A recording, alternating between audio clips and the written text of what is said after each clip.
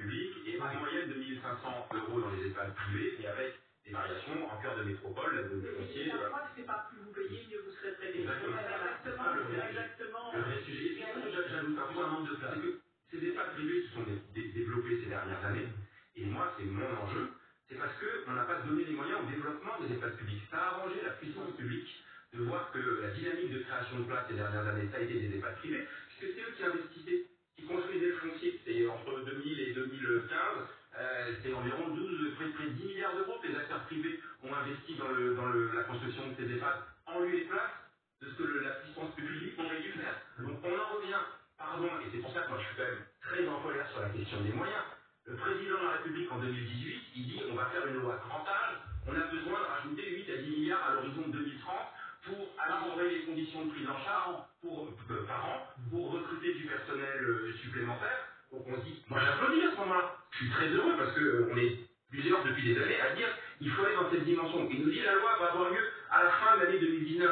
On est en 2022 et elle a été abandonnée, la loi grand âge et autonomie.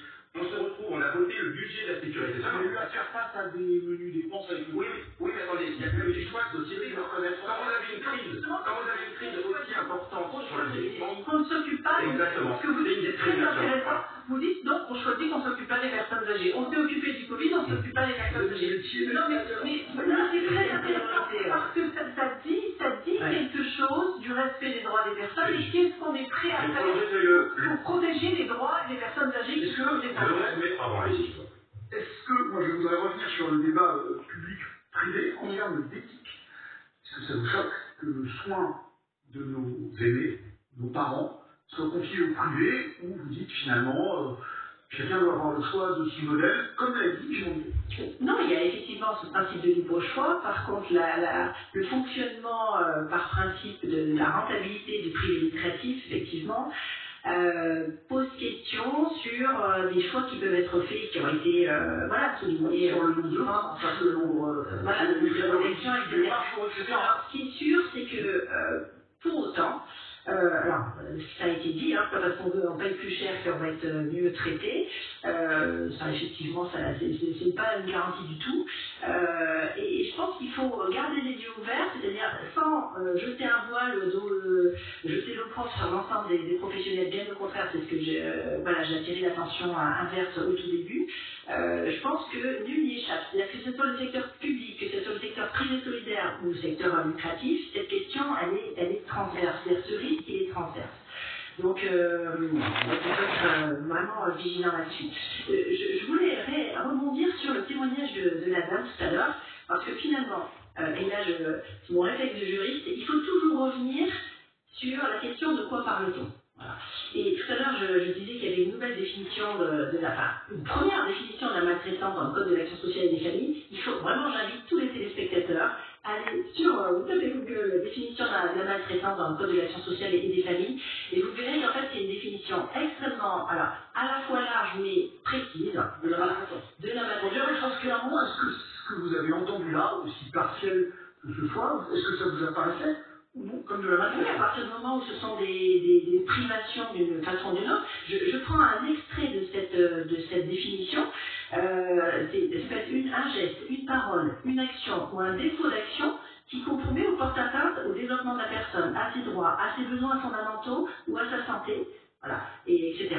Donc, oui, le fait de perdre tout le temps ses lunettes ou ses prothèses dentaires, oui, c'est une forme de maltraitance. Parce que si la personne, du coup, elle ne peut plus lire ou elle ne peut plus se nourrir, elle ne peut pas marcher, oui, c'est une forme de maltraitance. C'était intéressant, vous lui avez demandé, mais en fait, est-ce que c'est de la maltraitance? Oui, c'est de la maltraitance. Mais après, il y a effectivement, la question de la maltraitance, c'est une question éminemment complexe.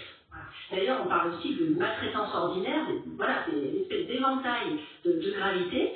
Et en fait, d'ailleurs, il y a un moment, on dit que c'est plus politiquement correct de parler de maltraitance et on parlait de bien-traitance. C'est très intéressant de voir l'évolution des mots. Et d'ailleurs, dans les plans, les termes étaient différents. Il y a un moment, on parlait que de maltraitance, après on a parlé de maltraitance et de bien-traitance, après on a parlé que de bien-traitance, et maintenant on revient sur effectivement la maltraitance parce qu'il faut voilà, enfin, c'est pas l'argent. Faire dîner, ce qu'on voit nous dans nos réclamations, faire dîner les personnes âgées à 17h30. Parce qu'en fait, c'est plus pratique dans l'organisation du personnel. C'est plus pratique parce qu'il n'y a pas assez de personnel. C'est pour ça qu'on en revient quand même jusqu'à la question des moyens. Vous considérez que c'est bien traitant, dîner à 17h30?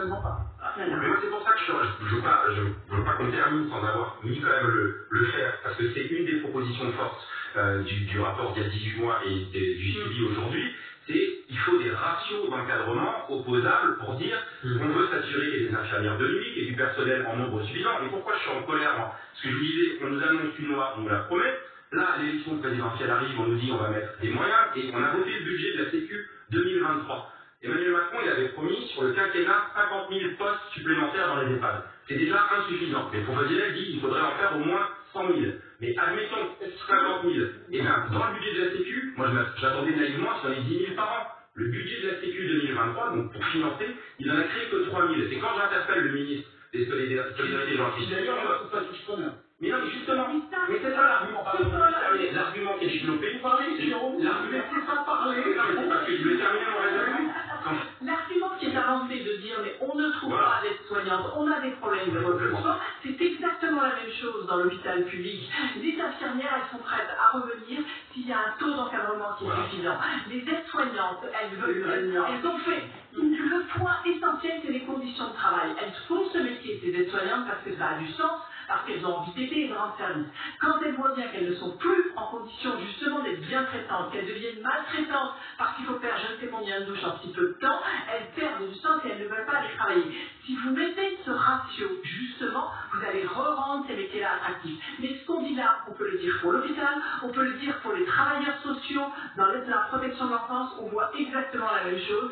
Si vous avez trop de personnes à suivre et à accompagner, vous ne pouvez pas être bien traité. Oui, elle a dit mieux que ce que j'aurais dit. J'aurais même ajouté accessoirement sur ces métiers-là.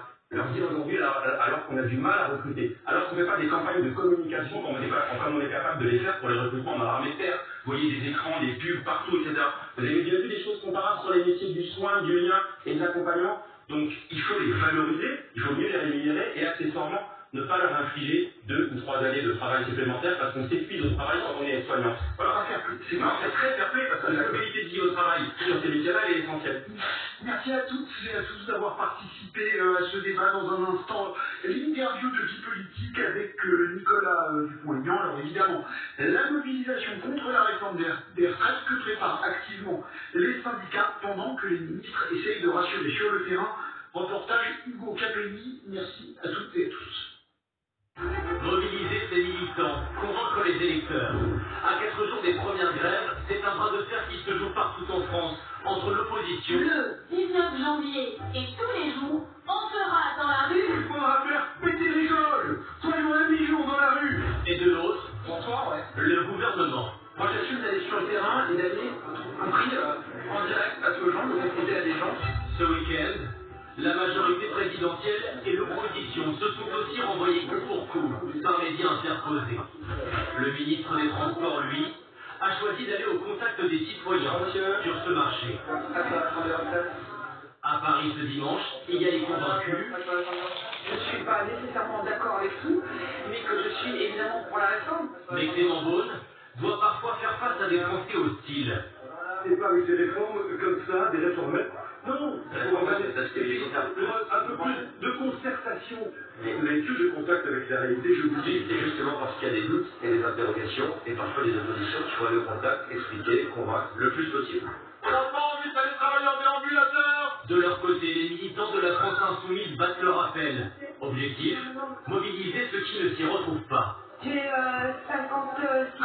j'ai envie de m'arrêter bientôt. Moi, je sais que je vais toucher dans les 800 balles.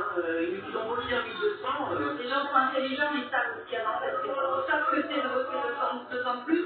Ils savent que c'est de devoir afficher 43 unités au lieu de 42. Marine Le Pen, elle aussi opposée au projet du gouvernement, promet que le Rassemblement national s'investira. Nous nous battrons avec toute notre pugnacité, notre force de conviction à l'Assemblée pour que cette réforme ne passe pas. Un bras de fer qui va se poursuivre dans les jours qui viennent. Chaque camp a désormais 4 jours pour convaincre. Bonsoir Nicolas Dupont-Aignan, vous êtes Besson, président de Debout la France, 3 fois candidat à l'élection présidentielle, et vous êtes ce soir l'invité de votre instant politique. Est-ce qu'on vous verra sur le pavé jeudi entre République et Nation? J'irai symboliquement saluer les adhérents de Debout la France qui vont manifester. Vous manifestez? Je ne manifesterai pas le cortège parce que je ne suis pas là pour gêner les syndicats, c'est un mouvement syndical.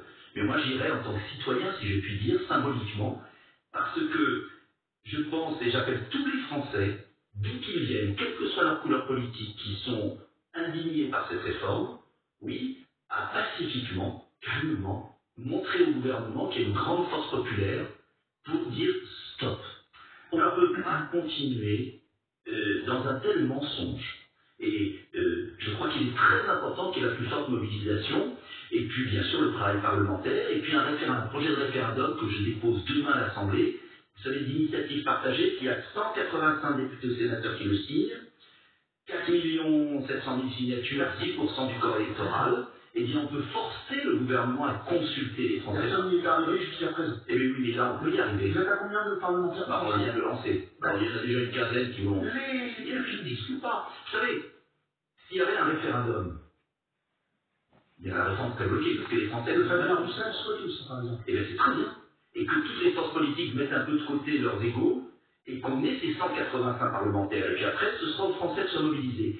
Parce que je crains qu'à l'Assemblée nationale, ça ne suffise pas, et je crains que les manifestations aient le danger de bloquer le pays. Une belle manifestation où il y a beaucoup de monde, oui, mais après, il faut une issue politique. Parce que justement, le Rassemblement national dit on est contre la réforme, et nous, on veut mener la bataille à l'Assemblée nationale, et vous, ce qui est peu fréquent pour un parti de droite, ou venant de la droite, vous dites aussi sur le terrain, la manifestation, c'est aussi une forme de revendication légitime.